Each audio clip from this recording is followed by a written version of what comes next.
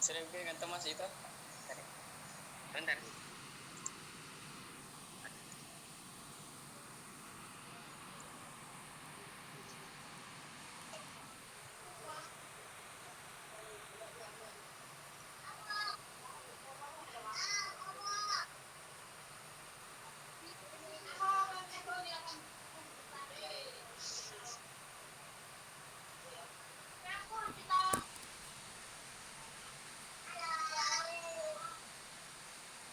Udah dapat suami yang mau baca. Sudah dapat membaca.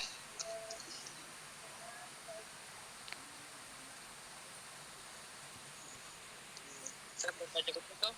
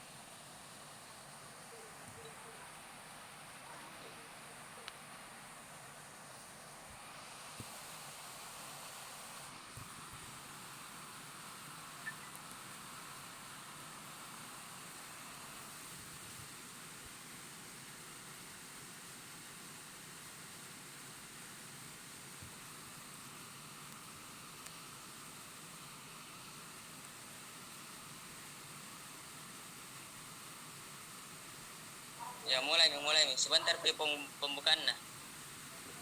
Iya, sebentar.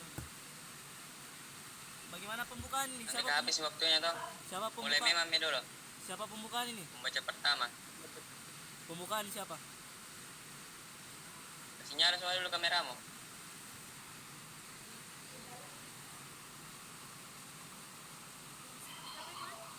Iya.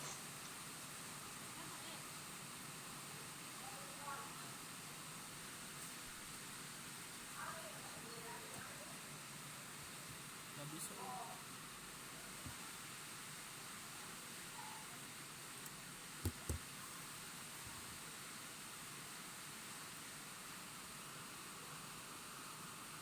Mulai Mi?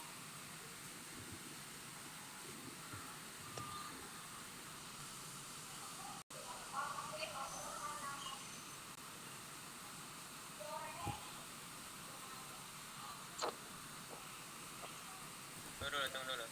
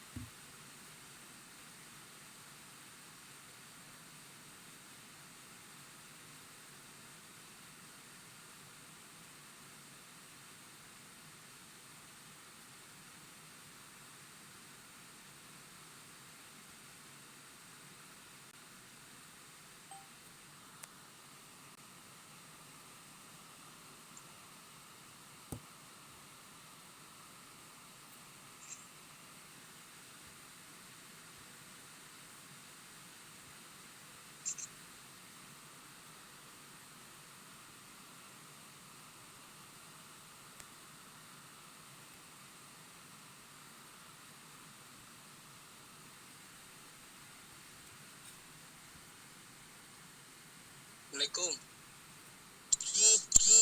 Waalaikumsalam. Kedengaran je suaraku? Iya, kedengaran. Mulai. Mulai, Mi. Iya. Mulai Mi. Iya. Mulai. Mulai Mi. Iya, mulai, Mi. Matikan kamera.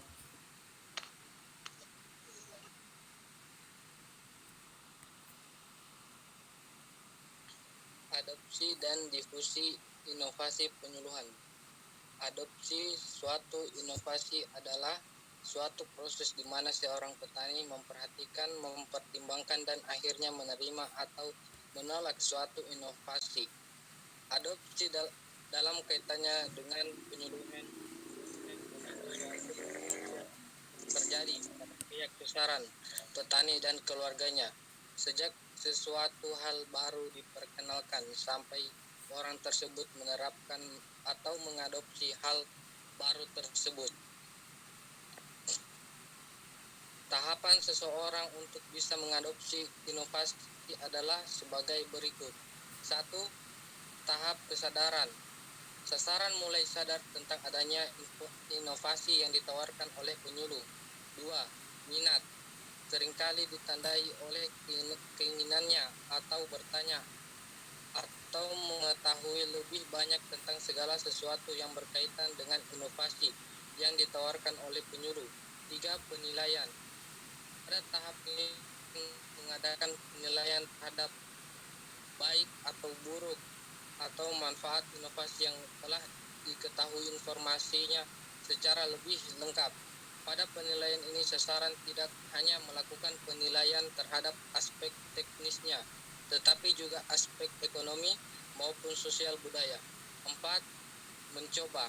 Sasaran mulai mencoba inovasi tersebut dalam skala kecil untuk lebih meyakinkan penilaiannya sebelum menerapkan untuk skala yang lebih luas. 5. Menerapkan. Dengan hasil penilaian dan uji coba yang telah dilakukan atau diamati sendiri, maka sasaran akan menerima atau mengadopsi. Orang atau pelaku adopsi disebut adopter. Kategori atau klasifikasi adopter adalah A. Golongan perintis atau inovator. B. Golongan pengeterap dini atau early adopter. C. Golongan pengeterap awal atau early majority. D. Golongan pengeterap akhir atau late majority. E. Golongan penolak atau kaum kolot atau laggards.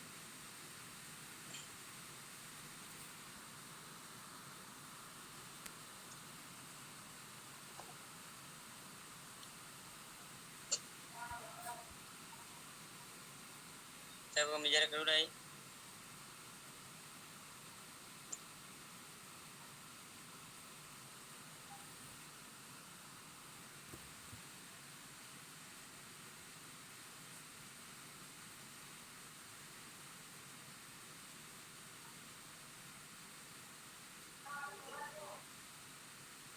Datang dulu.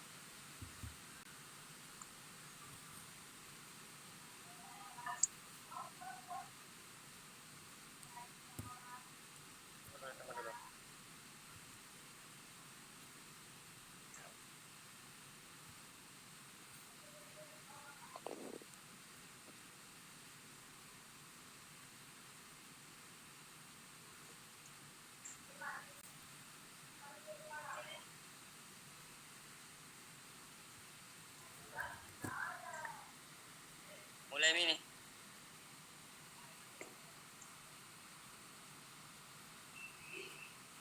Iya, mulai. Oh ya, oke.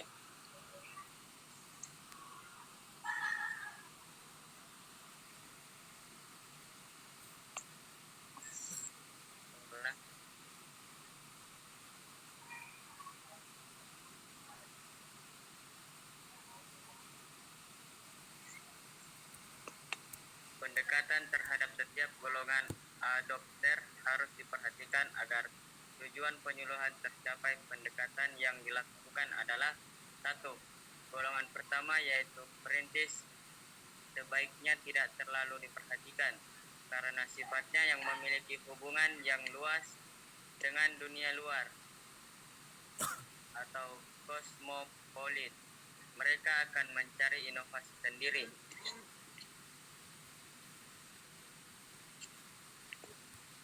2. Yang harus didekati oleh penyuluh adalah golongan kedua dan ketiga, karena dapat membantu penyuluh untuk mempengaruhi golongan keempat dan kelima. 3.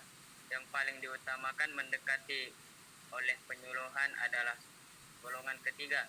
Mereka aktif dalam berbagai kegiatan desa dan memahami sifat petani lainnya. Cara pendekatan terhadap masing-masing golongan berbeda. Hal ini sangat berpengaruh terhadap kemampuan penyuluhan. Faktor yang mempengaruhi cepat dan mudahnya suatu inovasi adopsi oleh sasaran penyuluhan atau Marvikanto 1988 adalah: 1. Sifat inovasinya sendiri, baik sifat intrinsik yang melekat pada inovasi. A. Inovasi ilmiah yang melekat pada inovasi. Informasi ilmiah yang melekat pada inovasi. B.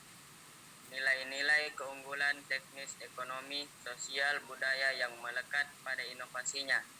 C.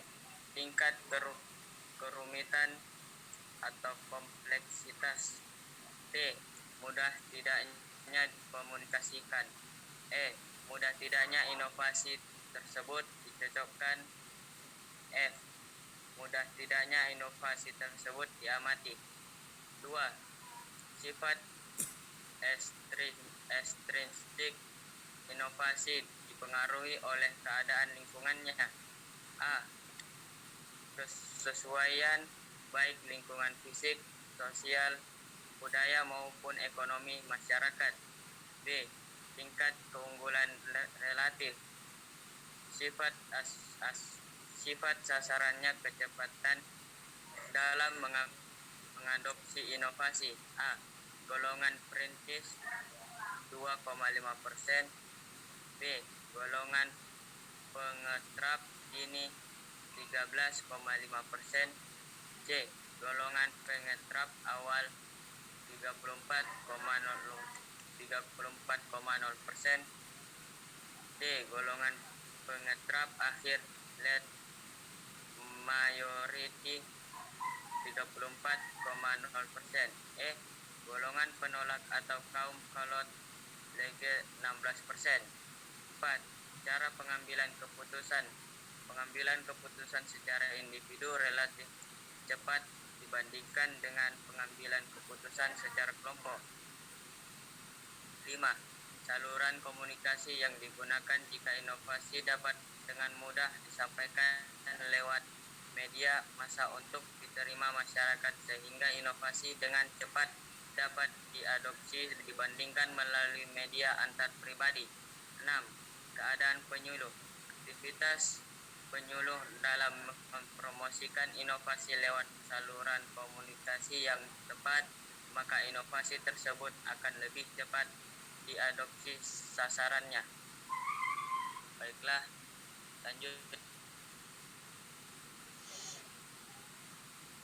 lanjut pembahasan ketiga.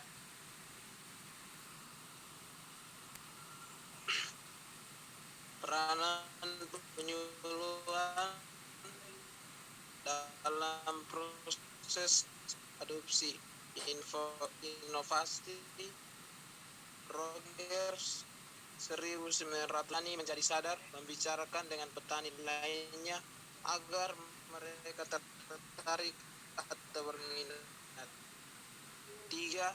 Membantu melakukan penilaian. 4. Membantu memberikan dorongan dalam melakukan proses pembesaran atau penyebaran inovasi video yang lain dalam sistem sosial masyarakat sasaran yang sama. Perbedaan di proses difusi inovasi dengan proses adopsi inovasi adalah A. Proses difusi inovasi adalah sumber informasi berasal dari dalam sistem sosial masyarakat sasaran. B. Proses adopsi inovasi pembawa inovasi berasal dari luar sistem sosial masyarakat sasaran. Dengan demikian, dalam konteks penyuluhan terkait dengan pemberdayaan masyarakat, komunikasi dikatakan efektif apabila makna pesan yang disampaikan oleh penyuluh memaknai relatif sama dengan apa yang diterima oleh masyarakat, sehingga berujung pada terjadinya tindakan dari masyarakat sesuai dengan yang dikehendaki oleh penyuluh.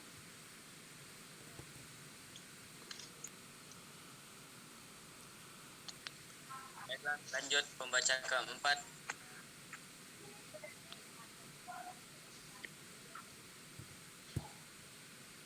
Hukum-hukum yang dimaksud adalah sebagai berikut. 1. Respect. Hukum pertama adalah sikap menghargai setiap individu yang menjadi sasaran pesan. Ingatlah bahwa pada prinsipnya manusia ingin dihargai dan dianggap penting. Bahkan dalam memberikan kritik, menegur atau memarahi seseorang, lakukan dengan penuh respek terhadap harga diri dan kebanggaan orang tersebut. 2. Empati. Empati adalah kemampuan untuk menempatkan diri pada situasi atau kondisi yang dihadapi oleh orang lain. Salah satu prasyarat utama dalam memiliki sikap empati adalah kemampuan untuk kita mendengarkan atau mengerti terlebih dahulu sebelum didengarkan atau dimengerti oleh orang lain. Oleh karena itu, dalam kegiatan penyuluhan, memahami perilaku sasaran dulu merupakan keharusan sehingga nantinya pesan akan dapat tersampaikan tanpa ada halangan psikologis atau penolakan. Dari penerimaan empati bisa juga berarti kemampuan siap menerima masukan apapun dengan sikap yang positif. 3. Audible. Makna dari audible antara lain dapat didengar atau dimengerti. Dengan baik, audible berarti pesan yang disampaikan harus dapat diterima atau ditangkap oleh penerima pesan.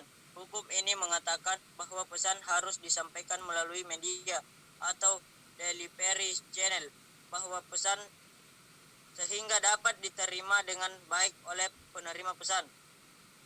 Hukum ini mengacu pada kemampuan untuk menggunakan berbagai media maupun perlengkapan atau alat bantu audio visual yang akan membantu agar pesan yang disampaikan dapat menerima dengan baik dalam komunikasi personal. Hal ini tidak dapat hanya berarti bahwa pesan yang disampaikan harus dapat didengar, tetapi juga harus dilakukan dengan cara atau sikap yang dapat diterima oleh penerima pesan. 4. Clarity. Hukum keempat yang terkait dengan itu adalah kejelasan dari pesan itu sendiri sehingga tidak menimbulkan multi interpretasi atau dapat menimbulkan berbagai penafsiran, akan menimbulkan dampak yang merugikan. Clarity dapat pula berarti keterbukaan dan transparansi dalam berkomunikasi. Perlu dikembangkan sikap terbuka, tidak ada yang ditutupi atau disembunyikan, sehingga dapat menimbulkan rasa percaya terus dari penerima pesan atau anggota 5.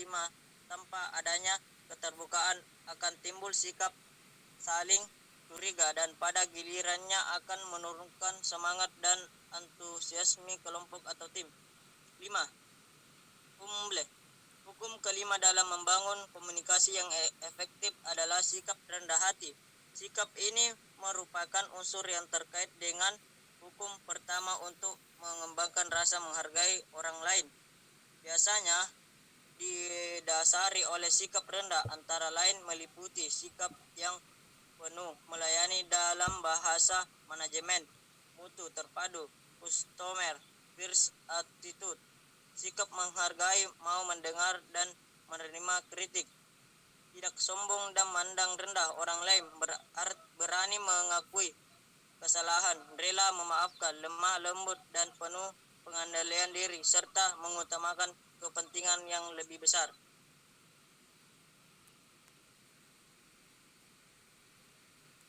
Oke, lanjut. Hambatan yang biasanya terjadi dalam proses komunikasi yang mengakibatkan komunikasi menjadi tidak efektif adalah sebagai berikut. Yang pertama, mendengar. Banyak hal atau informasi yang ada di sekeliling kita, namun tidak semua yang kita dengar dan tanggapi. Informasi yang menarik bagi kita, itulah yang ingin kita dengar. Yang kedua, mengabaikan informasi yang bertentangan dengan apa yang kita ketahui. 3. Menilai sumber. Kita cenderung menilai apa yang memberikan informasi. Jika ada anak kecil yang memberikan informasi tentang suatu hal, kita cenderung mengabaikannya. 4. Persepsi yang berbeda. Komunikasi tidak akan berjalan efektif jika persepsi yang si pengirim pesan tidak sama dengan si penerima pesan. Perbedaan ini bahkan menimbulkan pertengkaran. Yang kelima, kata yang berarti lain bagi orang yang berbeda. 6. Sinyal nonverbal yang tidak konsisten. 7. Pengaruh emosi. Dan ke-8, pengaruh gangguan.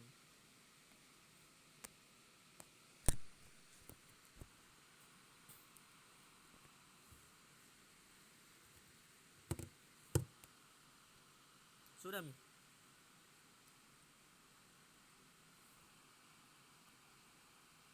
Kasihnya dulu kamera, mau ku apa lagi? Screenshot ke. Nyala semua ya.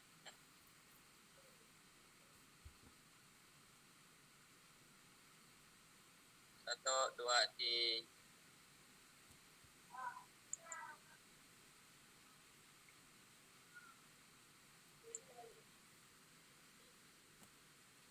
ya, oke. Terima kasih. Sudah, matikan Mi anunya nih. Yo, Matikan Mi perekamnya nih. mati kami. Kirim itu nanti